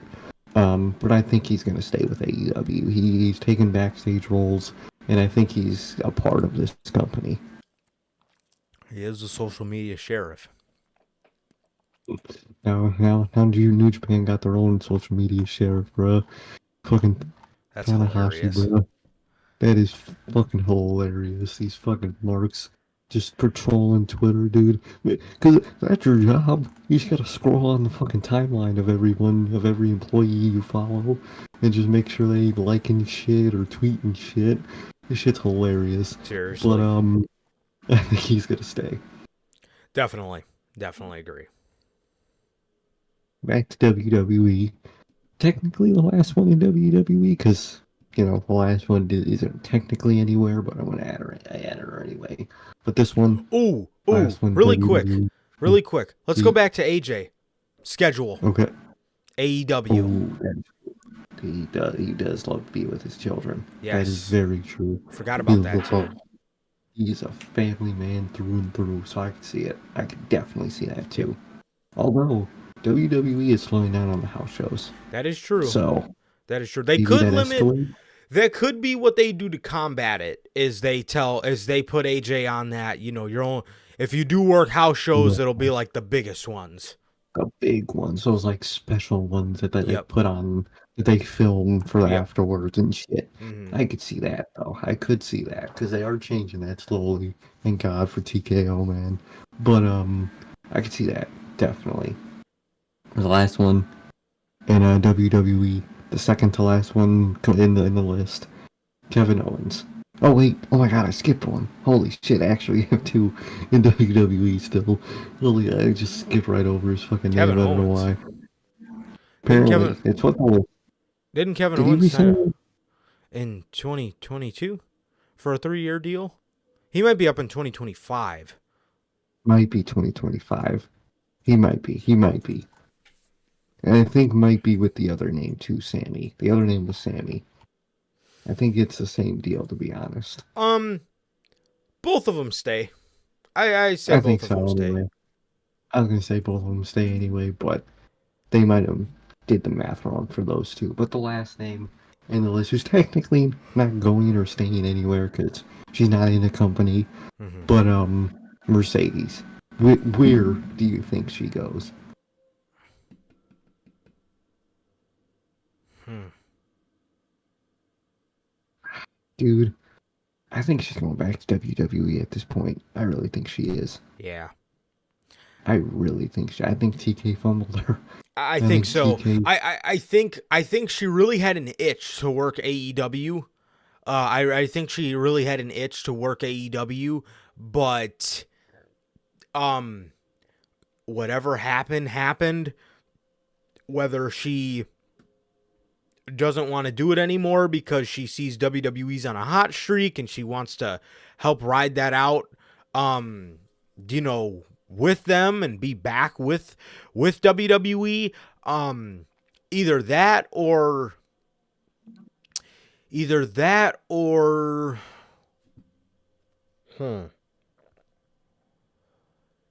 just I could see her doing AEW for maybe a couple months, maybe a year, if yeah. anything.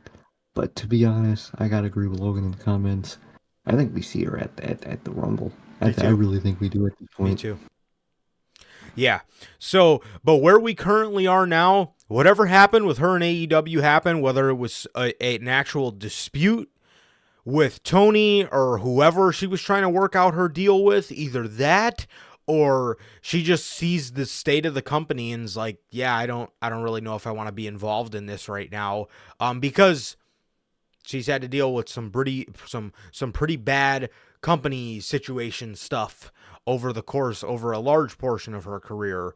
Mm-hmm. I don't So deal with that anymore. yeah, so I'm gonna say she goes back to WWE, and I can easily see her appearing as soon as Royal Rumble. I could see it. I think we will see her at the Rumble, man, and I think she goes to WWE.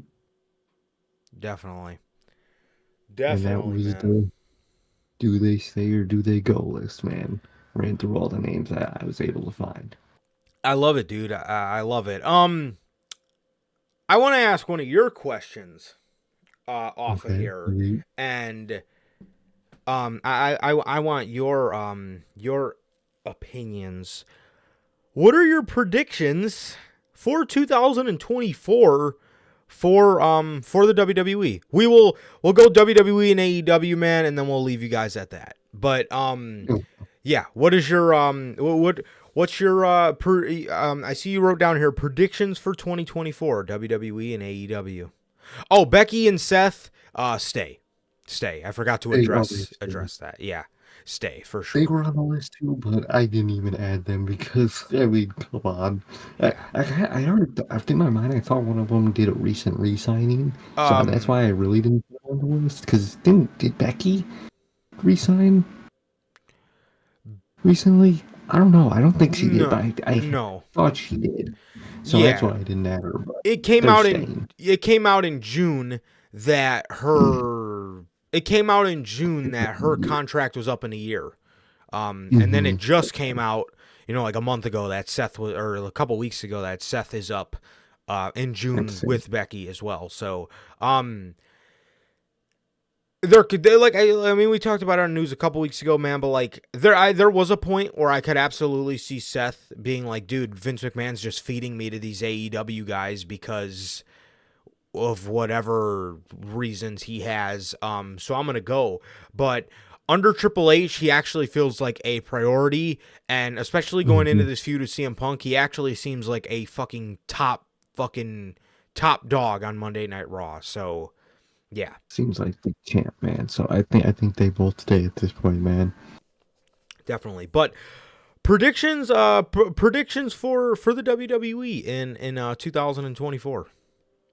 Oh, predictions for it's tough, man. I think Very Cody's loaded gonna question. get very loaded, a lot of different aspects to it, man. But I'm gonna just throw off a couple that I think might happen. Although it's I can't believe it's actually still possible. It's possible Roman fucking retains the title and beats Hogan's record.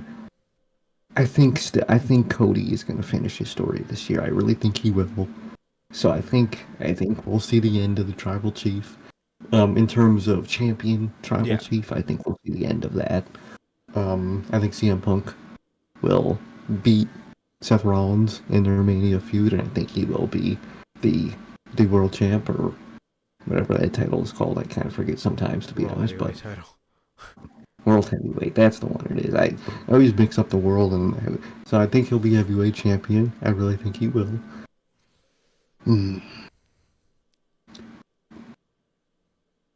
I think Roman's gonna take a fucking legendary vacation. Taking a couple. It's either gonna be up. This one might be the. This one might be the. Yes. Fucking I literally I either see him. Roman's only gonna return at one of the big three: SummerSlam, which I really think that's gonna be too soon for Roman. Survivor Series, Rumble. That's gonna be my three options for when he returns at his vacation. Genuinely, and that's crazy. So I think we won't see much of Roman next year, to be honest, after he loses the title. Damn, it's loaded. I think Sasha, or Mercedes Sasha, she will be again, will come back to WWE, and think she'll be a world champ, a women's world champ, again, and actually have a reign that isn't 2 months long. So I could see that happening. I think that might happen. I think Bayley, you know what? We might see the tag team of Bayley and Sasha, and then the feud again of Bayley and Sasha in 2024. I could see that definitely with Bayley splitting from Damage Control, which is gonna happen in 2024, even though it should already happen in 2023. But I think it's gonna be 2024. It's tough, dude. Damn. It's a lot of things, a lot of a year to go on through. Definitely. A very loaded question. I think many people will return to the company. I think so many wrestlers, like the ones we got off on the list, man. I think Andrade, Keith Lee, I think many people will be joining the WWE in 2024. And I saw a lot of people predicting this, and I hope and pray, but we could see the return of Morrow on commentary in 2024. A lot of people have been predicting it. So, God, I hope so. I would absolutely kill to have that man back on commentary in WWE, man. Yeah. I will. Oh, yeah. I need it, dude. I need it so much. Yeah. You take Kevin Patrick off of that SmackDown team. You have that one be Corey Graves and Michael Cole. And then on Monday Night Raw, you could do Michael Cole and fucking take Wade Barrett off of there and do Mauro Ranallo. That'd be pretty sick. That'd be pretty sick. I like that a lot. I dig that very, very much, man. Yeah, because they want Michael Cole, so Michael Cole's definitely staying. But, dude, Michael and Corey for one, and Michael and Mauro for another, sounds good to me. Dude. That sounds absolutely fire, man. I love the sound of that. Yeah. So to go off Sir K's list a little bit, I'm not gonna name some of the ones that he named. Because I definitely those would have definitely been on a couple of my predictions I would throw out, but I think this is the year we see Gunther lose the IC title, as well as see Gunther become a world champion in the WWE. You already mentioned you think Punk's going to be a world champion. Cody, I could absolutely see this being a year where I feel like we could see the tribal title reign come to an end. Yeah. This is also the year I could see them making a last minute and very risky decision to keep this another year. I could see it knowing WWE, but anyways, okay, so not to name stuff that Sir K named. I think this is the year I think we could see Drew McIntyre make a world title push. I think we could see Sami Zayn make a title push. Not saying that he wins it this year, but I could see him really start climbing the ranks. I think this is the year we see the Usos. Next year is the year we see the Usos back together. I think we see the Usos get back together and start telling their story of finding trust in each other again. I could even see Jey Uso winning the Intercontinental Championship or of some sorts. I could. That was so crazy. Yes, I could see something like that. He said he wants to win it because Umaga held it. That's his uncle that trained him. So, I could see something like that, man. I could see something like that. For sure. But those are just a couple of them. But what are your predictions for All Elite Wrestling in 2024? Ironically enough, going off of my predictions for WWE, I think for AEW, a lot of people are going to leave the company. I mean, it's already started in 2023. We'll talk about that on Friday. But I think many wrestlers and backstage people will be leaving and getting replaced by jobs in AEW, man. 2024 is going to be a very interesting year for AEW. I think my predictions are basically two paths. Either Tony Khan digs himself into the grave he can't get out of with AEW, or it's the AEW reset that it needs. I feel I'm gonna hope that it's the reset, but it's very well possible this could be the bad. I mean, we already had bad years for AEW, but like the downfall year for AEW, man. I could really sadly see that, man. I think he can make many business decisions that goes wrong with AEW, or it's going to be the opposite. He's going to make many business decisions that goes right. But to the on-screen creative stuff to predict, man, I think MJF will stay, like I said, and I think he'll lose the title to Adam Cole. He's either going to lose it. It depends on this injury. He's either going to lose it to Adam Cole, or he's going to lose it to Samoa Joe. If his injury is bad, as bad as it could be, he's going to lose it to Samoa Joe. If not, I think he'll lose it to Adam Cole, who will then maybe a couple months later lose it to Samoa Joe. I can see that. Although in a way I'm against it, but I'm also not at the same time, because this is one title that could actually possibly matter. I could see them adding a second world title. Now, at this point, I don't want to see it just because they have so many titles. But if they didn't add all those extra dumb titles, I would have loved a second world championship. But I could see them adding a second world championship in 2024, man. A lot of things to predict with AEW. I think their pay-per-view schedule is going to get worse. I think they are going to go that 12-month route. I really think they are. I think so too. And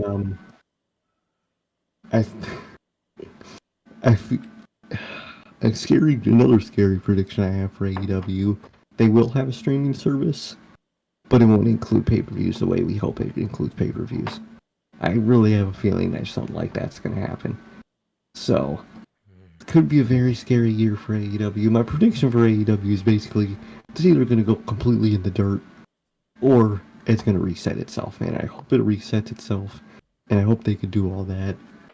but it's going to be a very scary and teeter-totter year for AEW. It could go one way and it could go completely the other way. But a lot of many things can happen in AEW for 2024, and either it could be really good or really bad. Yeah. I definitely see a lot of those things, and we're gonna talk about it Friday. But I think a lot of things are changing internally in AEW, and I think it's because of the reason that QT Marshall stated. In you could say a lot of things about QT Marshall, but he's a day one, and he knows how that company was when that company was considered special. He worked in the back. So if anybody's going to know, it's him, because he was Cody's right-hand man, and a lot of people credit Cody for being almost the glue that held All Elite Wrestling together. And with Cody Rhodes staying in WWE and extending his deal way before his contract comes up in 2025, that lets you know that the guy that held AEW together still isn't seeing that fire reignited in AEW, and he's choosing to stay with WWE, and he's happy there. And that says something. A lot of people, a lot of AEW day ones, are leaving, and that's not good. That's not good. I think that, and I hate saying this, dude, and I know I've been hard on AEW, man, but I really just think, I really think this is going to be a scary year for them, because I just really feel the company's going to be changing in departments that it does not have to, and it could really hurt them. Now, it could be a good thing. It could be, but you got to remember, man, a lot of these things I'm talking about are things that made AEW special in the first place. So it's something to think about. It really is. It's going to be a very telling year and very solidifying year for AEW, man. It could go one direction and it could go the other. A rather random prediction I will have that's just creative related. I think we see a Swerve World Championship run in 2024. Yes. Yep. That was one of the things. That was one of the things I was going to say for sure. I think we see Swerve make that leap to at least start chasing or become an AEW World Champion. I hope they don't jump the gun on him. I hope they don't try to rush it, because Tony Khan feels pressure from his audience. Let it flow. That's what's worked so well with Swerve. Things just flow with him. You know what I mean? Nothing. He doesn't feel like he's being shoved down your throat. Things just flow. So you know what I mean? Whenever you feel like you can get that flow, then let's transition him to a world championship, world champion in All Elite Wrestling. And I think that I think he'll do it. I think he'll do it, man, and I can't wait for him to do it. I think a lot of people leave, like Sir K said. I think this is the year they get their streaming deal. I don't quite have the same prediction about their pay-per-view thing not being exactly what we think, because they cannot afford to do that. Yeah, they true. I didn't think about that aspect. They cannot afford.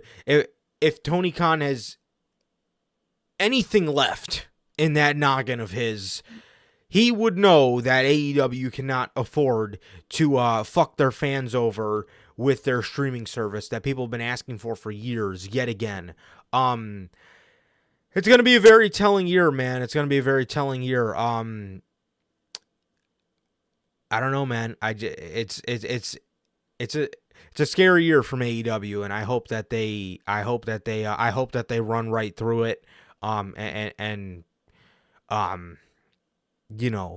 come out on the other side okay, because I don't know what's going to happen. And obviously the big one is the pay-per-view stuff. The 12 pay-per-view a year. I think they're going to move to 12 pay-per-views a year, and I don't think it's going to be good for them at all.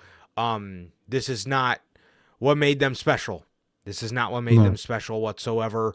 And it's something that I can't find in myself to get behind, because that was one of their mission statements in AEW, man.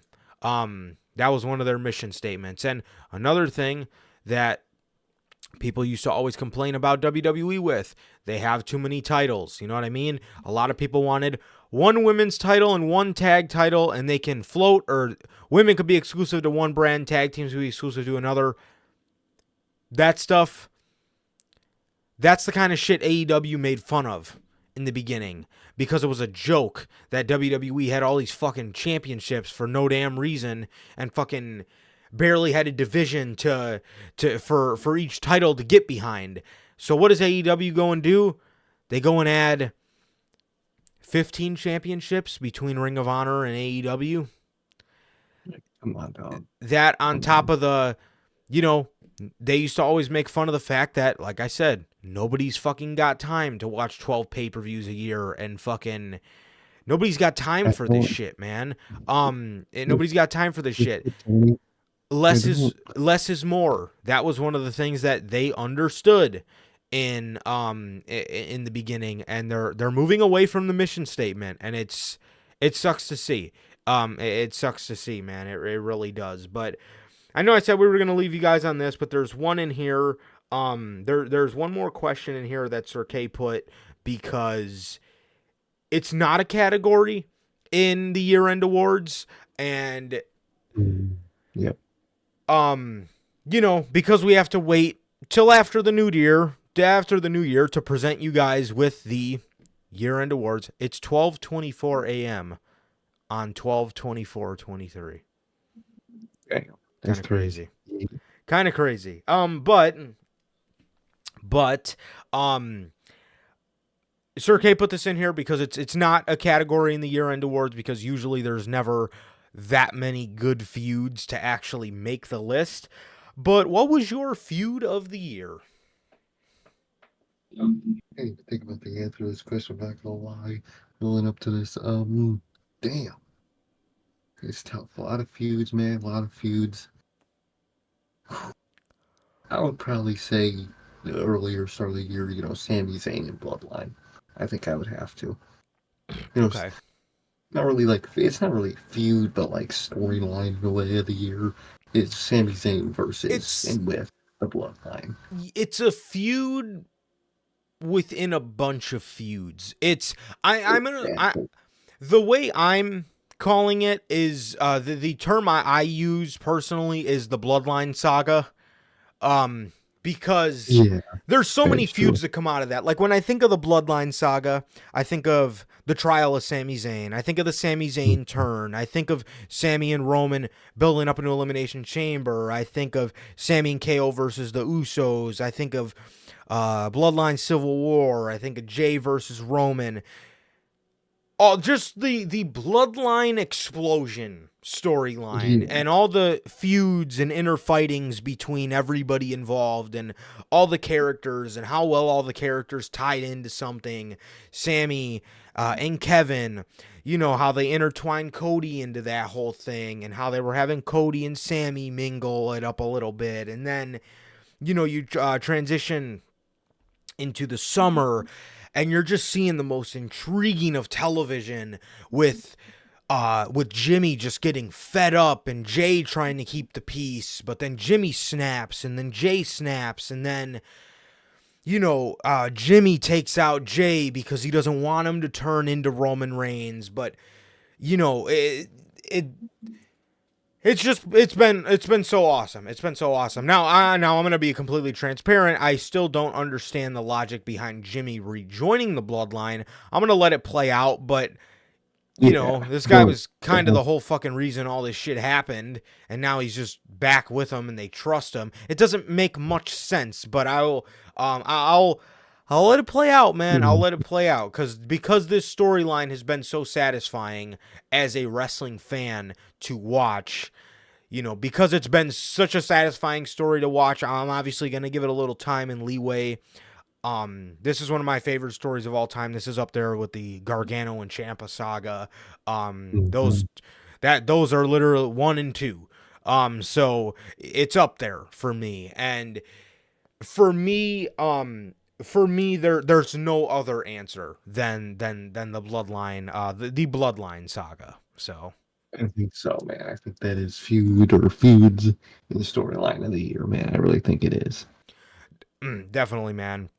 Definitely. And another reason I really appreciate this, the whole bloodline stuff, is because that really made a lot of fans look at Tony Khan and say, hey, where's your stuff like this? You know, he then responded with, better than you, baby, and that was obviously that was a hit. But if it wasn't for the Bloodline saga, who's to say that he felt the pressure and felt the need to actually want to prioritize a huge storyline on AEW television. But yeah. So in terms of feuds, I would just have to lump all the bloodline implosion related stuff into the feud of the year. I would have to too. Definitely, man. I agree with that. 100%, man. So yeah, that is all and hey, man, we got some more questions, bro. We got some more questions, dude. So we got, we got the time and we got more questions, man. And I'm sure the questions will keep coming. And dude, who's to say we don't come on here again and chat it up again. But as for the Christmas episode, as for Christmas Unscripted, bro, that is gonna do it for this edition of the Notorious Heels podcast. And Merry Christmas Eve to everybody out there.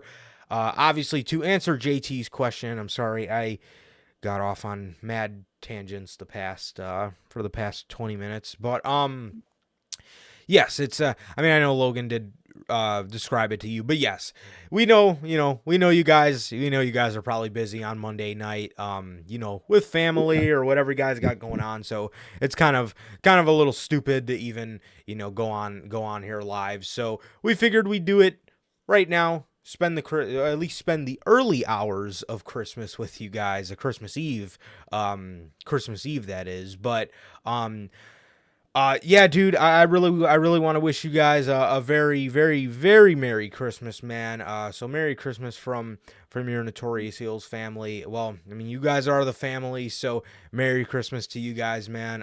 And dude, I hope you guys get everything that you wish for. I hope the gifts that you bought people. I hope everybody loves the gifts that you guys bought for people, man. So I hope you guys have a very, very Merry Christmas, and I wish you guys nothing but happiness, man. You guys know how it is.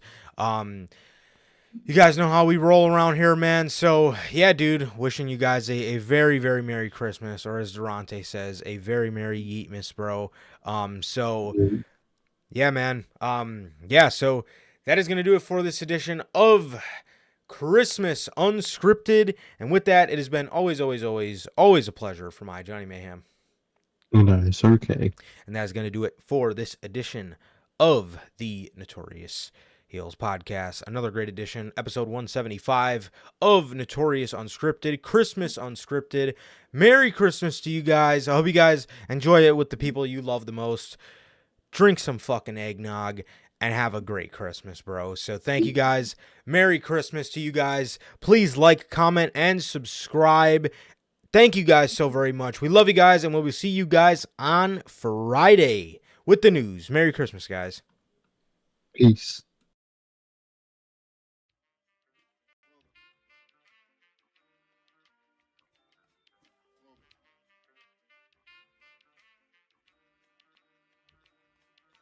I used to get pills on the bitch. Now I throw shields on the dick to stop me from that HIV shit. And niggas know they soft like a Twinkie fillin', playing the villain, prepare for the strap killing. Biggie Smalls is the illest. Your style is played out like Arnold when that what you talking about, Willis? The thrill is gone, the black Frank White is here to excite, throw dick to dice. Bitches are like I'm brainless, guns are like I'm stainless steel. I want the fucking fortune like the wheel. I squeeze gats till my clips is empty, don't tempt me. You don't want the fuck with the I'll be damned if this ain't some shit. Time to spread the butter lyrics over harmony grip. It's the mood killer death trap. Yes, I'm a jet black ninja. Coming where you rest at, surrender. Step inside the ring, use the #1 contender. Looking cold booty like your pussy in